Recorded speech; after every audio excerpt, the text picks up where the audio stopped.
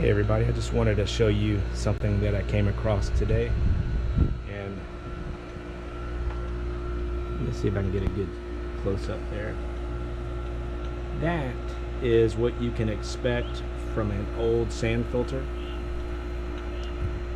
That's a crack that will get worse, and I've spoke with the owner about this, and this is an old Pentair sand filter. I'm not sure which the model is, but as you can see, it's just spraying out, and she's going to go with the sand dollar, the Pentair sand dollar, which is the one that I recommend. But just wanted to do an update on my channel video, and I wanted to thank all the new subscribers, and I do have a lot of informative videos coming out for like residential pool owners, tips and tricks and stuff like that.